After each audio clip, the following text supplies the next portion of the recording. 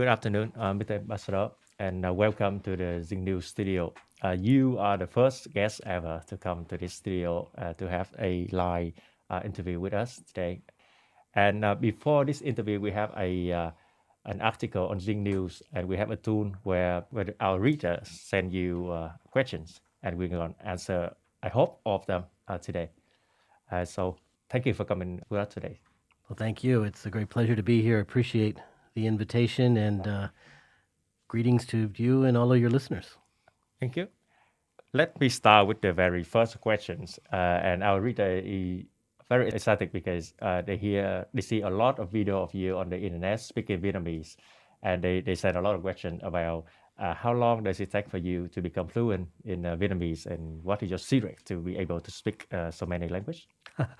Well, first of all, I would not describe myself as fluent, but I did study for about a year back in 2004 before I began my assignment in Hanoi, and so at that time, I don't know. I think it's just I had some excellent teachers, and I was very fortunate to be able to interact with Vietnamese friends at the time, and of course the language. If you don't use it, you lose it, as they say. And so, I've when I was reassigned here recently to serve again, it took some practice. I had to actually go back to school for a couple of months just to reacquaint myself with the language because, to be honest, I had not used it, and so I regretted that. And so Oh, I think to your listeners, if they have a language skill, I encourage them to use it because it's a living thing. You have to nurture it always in order to keep able to speak it. yeah. So I guess that you have to practice it a lot. Do you discover anything when you learn the language in the place you work in? Well, I've been fortunate. I've served and lived in Seoul and in Tokyo and learned those languages as just by working with colleagues who are Japanese and Korean, by interacting with them, going out and having fun with them, and expecting here in Vietnam, look forward to being able to do the same. Although one of the challenges is in our embassy in Hanoi, all of our team speaks excellent English, Oh. and so I really it's a luxury, and if I'm not careful, I'll get lazy and will never use my Vietnamese. So I have to try hard to keep it up. So, in your personal life, do you seek the chance to speak Vietnamese, like when you go to the food shop or, uh, to the sport event or something? Of course, of course. When I was here before, I always sought opportunities to speak on the outside, and this time, to the extent I can, I hope to do the same. I've only been back a month, but looking forward to the months and years ahead where I'll be able to get out and interact with people of Vietnam, hopefully many of your listeners, and they could tell me how I can make my Vietnamese even better. Yeah. And speaking of living in Vietnam, now I'm gonna ask you a very cliche question. That what is the dish that you love the most in Vietnam? But let's not say phở or bún chả because like Everybody says that. everybody says Okay. so.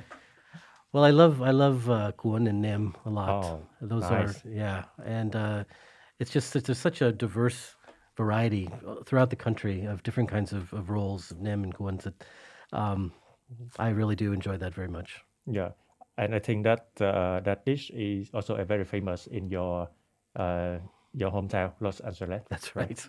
Yeah. That's right. I was fortunate growing up in Los Angeles. I had a lot of Vietnamese American friends around me and had opportunities to go to dinner at lunch at their homes, and so I was blessed from a young age to have exposure to Vietnam in that way. Oh, that's very nice. Do you think this is let's say fate that one day you become the ambassador in Vietnam? Do you seek to become the Vietnam ambassador, or were you excited to this position?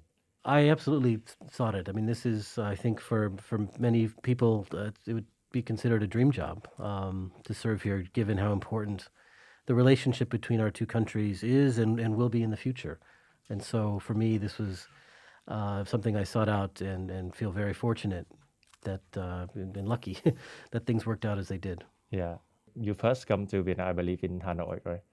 How do you feel it, different from your hometown, Los Angeles?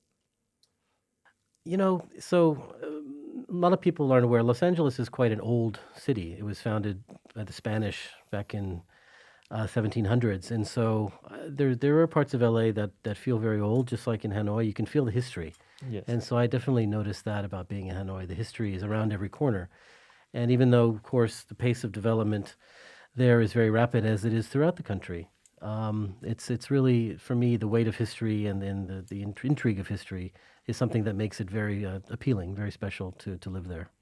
Yeah. And you have been to Vietnam for like 15 years, if I recall. And I believe that you have seen so many change in those 15 years. Can you tell me some of the notable change that you see in Vietnam in the last 15 years? Well, I mean, the obvious changes of even though, I mean, the basics of the city, Hanoi, are the same, a lot of the streets are the same. I mean, what's on top of the streets are very different. A lot of of course, new buildings, new restaurants, cafes. I mean, it's all different and growing. But what hasn't changed is, I mean, just how warm the Vietnamese people are and how warmly my family and I were welcomed. And that's one thing that stayed the same. Yeah. So a lot of my American friends want to stay in Vietnam in their retire life. You imagine yourself, living in Vietnam after your tenure ended. That's a great question. I think it would be I would find it wonderful to be able to live here, but my wife has a say in that too. So we'll see what happens after I retire. Yeah, and I really hope that you can enjoy your stay here in Thank Vietnam. you. A lot of Vietnamese students are looking for a chance to study abroad, especially in the US. And they are wondering, will the US government have any policy, to make study in the US less costly and more affordable for Vietnamese students? So one of the biggest, I think, regrets of COVID-19 around the world was kind of the freezing of foreign students Yeah. traveling from country A to country B. Yes. I think one of the great strengths of the United States is being able to attract young people from around the world who want to study at American high schools, university, graduate programs, postdoc programs. And, this really suffered because of the pandemic and the inability of folks to travel. And so I'm hoping now that, well, fingers crossed, I'm hoping that as we're moving out of the pandemic in the United States and around the world, that we'll be able to get back to the kind of numbers we saw before. Vietnam, of course, at 30,000 students in the United States. Frankly, I mean, one of my goals serving here is to try and increase that number even more, not just be satisfied with 30,000, but to bring up the number even further. And so, recognizing that studying in the United States may not be for everybody, but there are programs in the U.S. to encourage young people to study there. I mean, we have at the U.S. Consulate General here in Ho Chi Minh City, and then also the Embassy Hanoi, we have something called Education USA, which helps to connect young people with schools in the U.S. and educate them about opportunities, including financial opportunities. And so, I would not. I would absolutely encourage your listeners, if they're interested, don't give up. A barrier for people, especially for the young people who are seeking a job or growing up, in the U.S. Do you have any advice for those young people who, trying to seeking a study or working opportunity in the U.S.? Well, I think, and this shouldn't come as a surprise or actually come as much of a challenge for young Vietnamese, but obviously, um, working on language skills is very important. I know, so many Vietnamese young people speak better English than I do, so that shouldn't be a huge challenge. But of course, language is very important, and I think also just having an open mind about opportunities that might be out there. I think very often young people are very focused on, I want to do this, and it has to be at this school, in this city, and this subject. If that certainly can work out, but if it doesn't, I would not be discouraged because there's a lot of other opportunities, whether it's to study or to even to work. So I would just encourage your listeners just to have an open mind about what potential opportunities are available. And I believe with the relationship between Vietnam and the US right now, we're gonna have a lot of opportunity for the young people. So one reader is asking, what three words would you use to describe the Vietnam-US bilateral relationship now? So future-oriented, wide-ranging, I think Yes. is another one, and optimistic.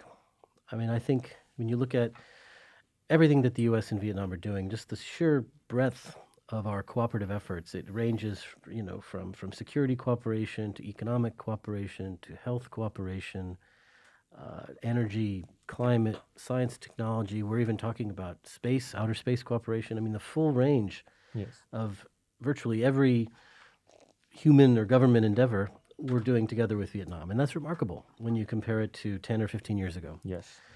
And so that's wide ranging, future oriented, of course, because what we do is really aiming for building a better relationship going forward, building an even stronger one, and looking at ways we can connect our people even more, as we talked about earlier, educational exchanges, people to people exchanges, and then optimistic. I mean, there's so much that we share in terms of our national interests, our national goals, in Yes. terms of our aspirations for our own peoples and our children and grandchildren, that I think the U.S. and Vietnam are natural partners, and this is why I feel very optimistic. I think the sky's the limit when it comes to what our two countries can do together in the future. Yes, I share your view too.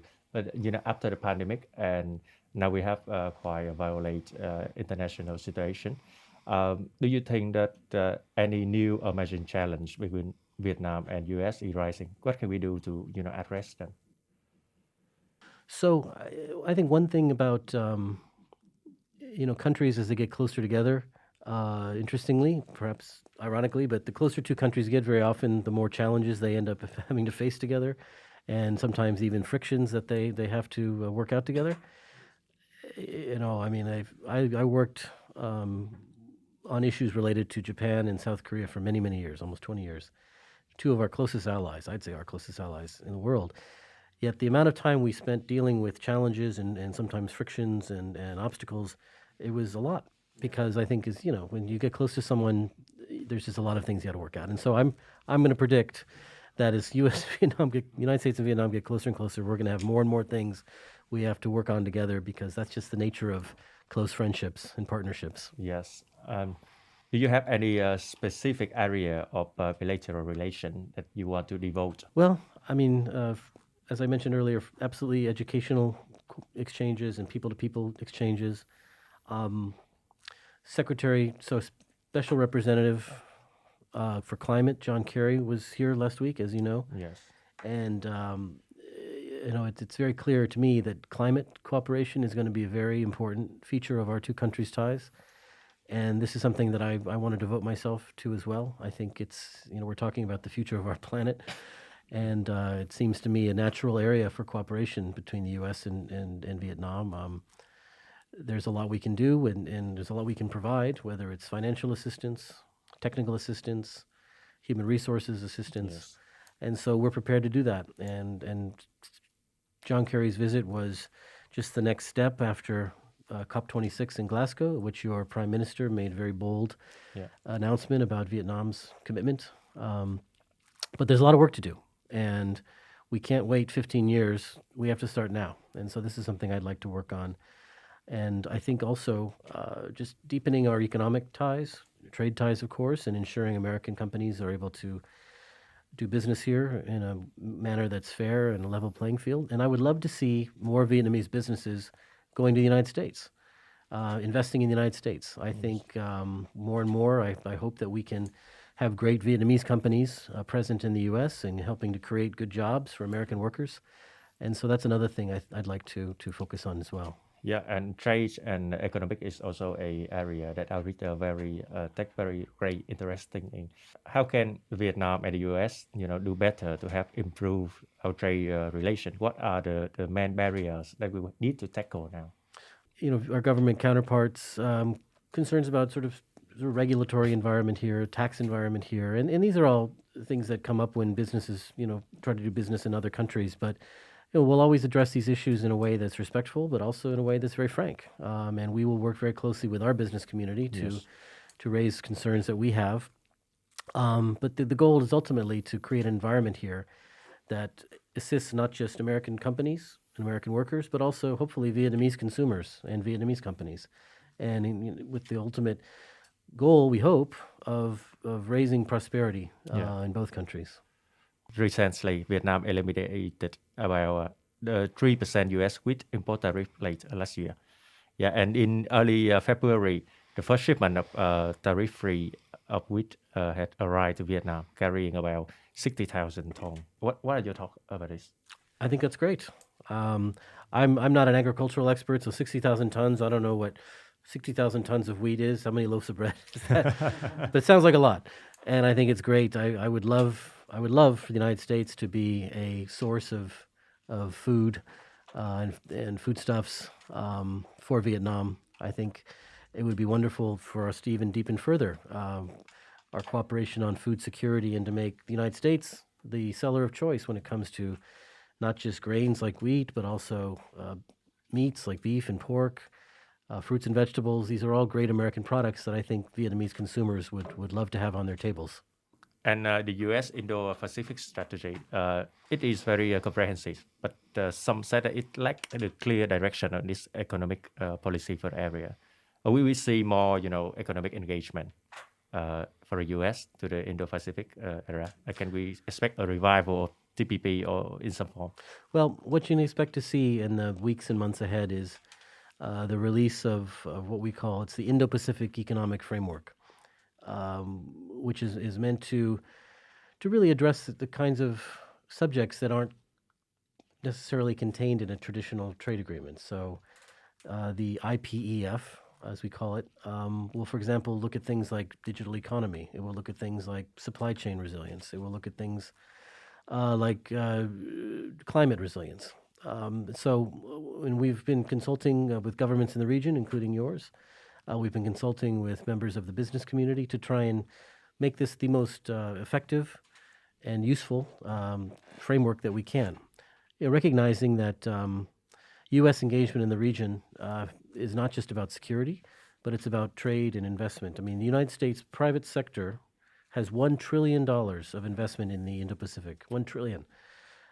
And so people who say like, oh, the U.S. is not engaged economically, that's nonsense. We are very engaged economically.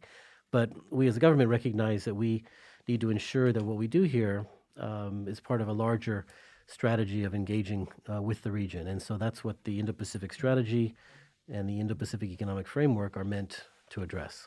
I see. I think that the U.S. and Vietnam has a very similar approach to the future economic. One of which is the green business, and as you said at the last special envoy of Mr. John Kerry trip to Vietnam, he said that Vietnam need to move further away from coal energy.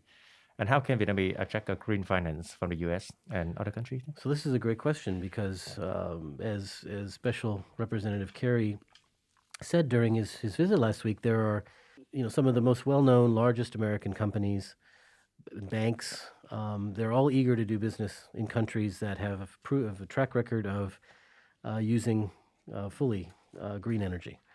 They don't want to come in and invest $1 billion in a factory that's drawing its energy from coal.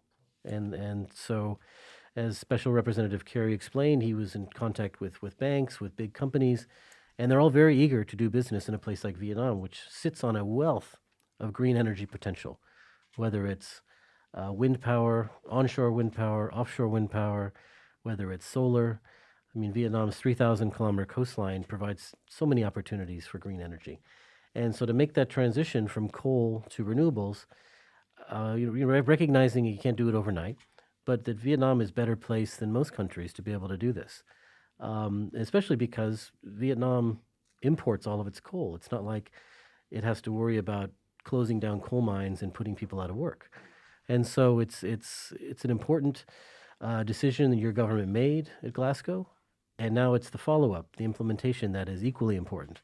And this is where not just the U.S., but the international community, the World Bank, and other organizations, we're all eager, we're all ready to help Vietnam make that transition, because it's not just for the sake of Vietnam, but also of the world. And we learned about what's happening in the Mekong Delta right now between rising sea levels, but then decreased water flow, causing increased salination of the river. It's harming farmers and fishermen along the riverbanks, and so this is. I'm sure your listeners who are in this area, it hits them very hard every day, and where they live.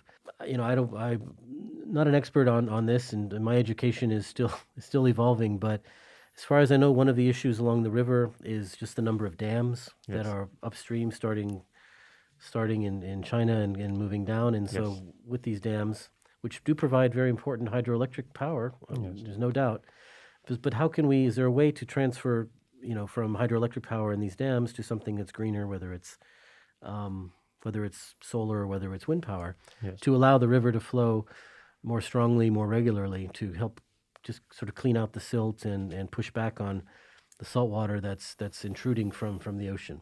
Yes, I think the two countries have a lot to do together, to Absolutely. prevent these disaster.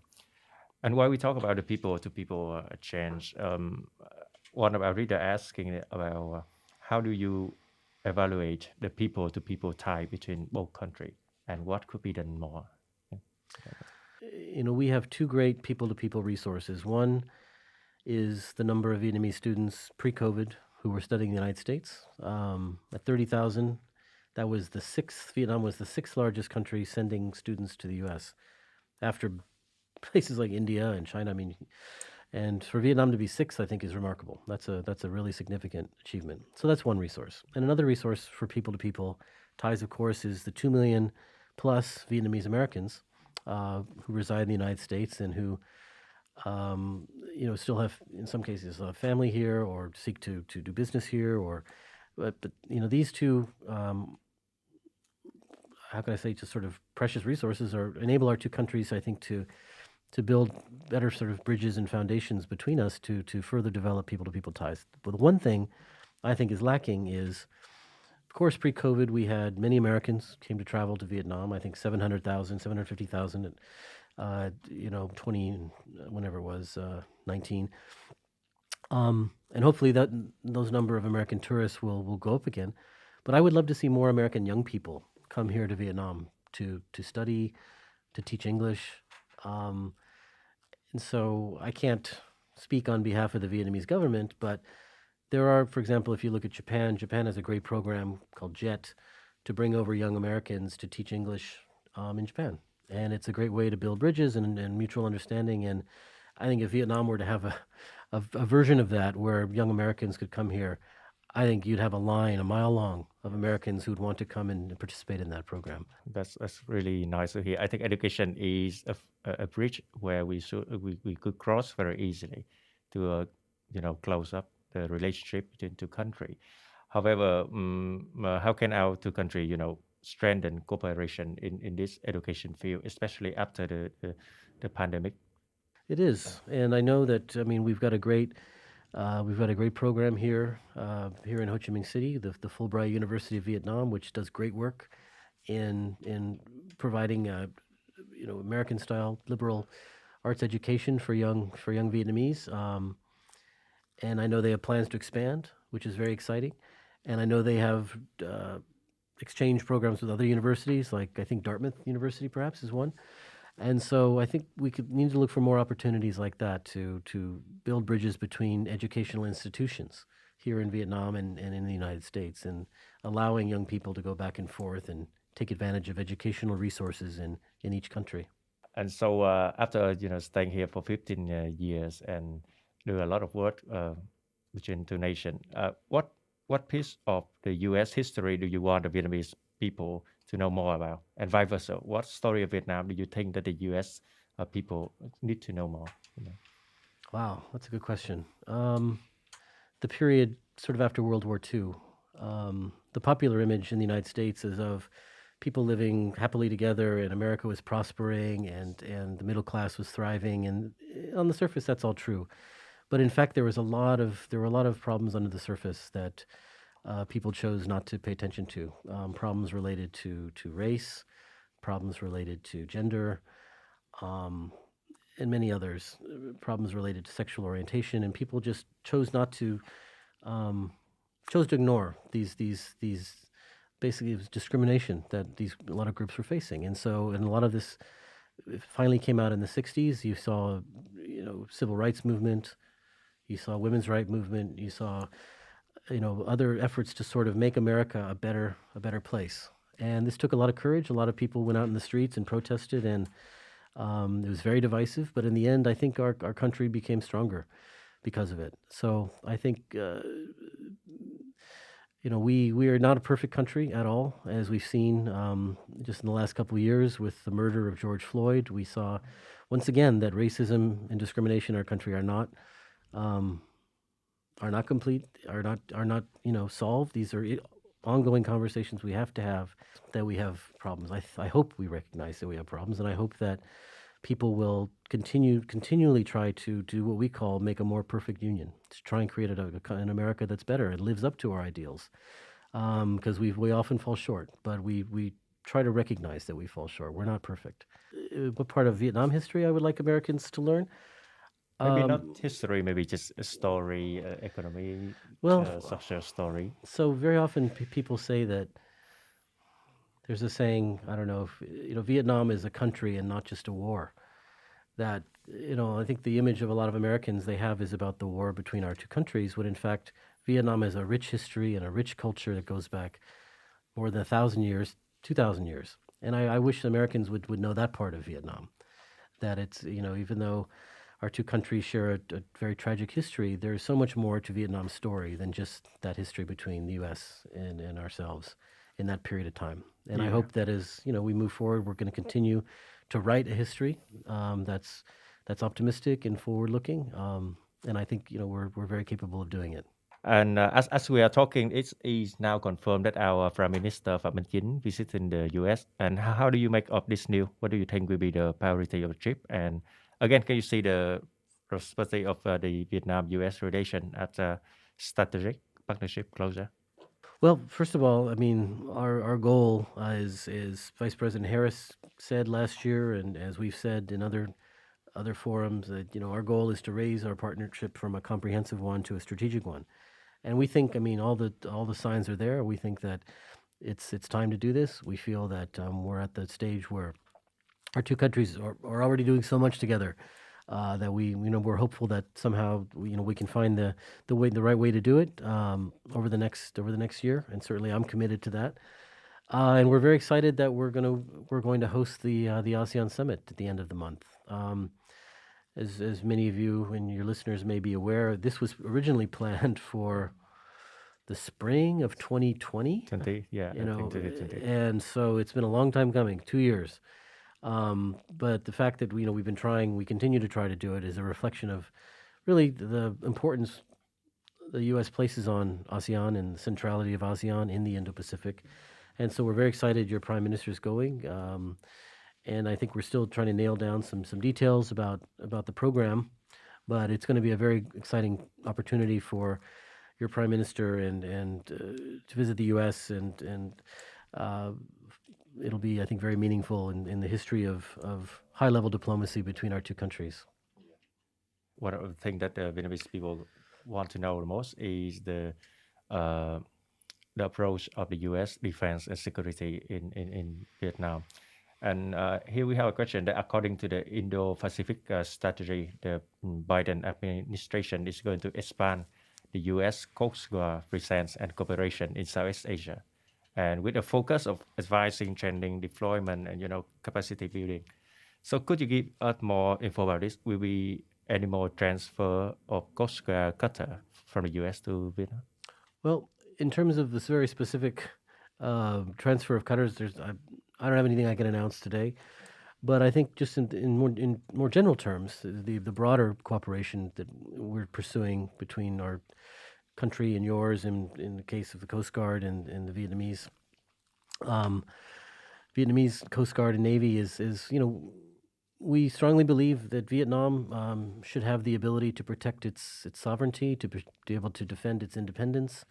We strongly believe that Vietnam needs to be able to patrol effectively its own waters in order to promote its own prosperity. And so this is a message that we hope to transmit when we do pursue these cooperative efforts. It's all about our commitment to a Vietnam that's independent, prosperous, sovereign, in control of its own resources. And so we'll continue to do this because, it's the right thing to do, first of all, and because, we feel this is a really good area for deepening even further our cooperation. Yes. Some said that given the current global environment, Vietnam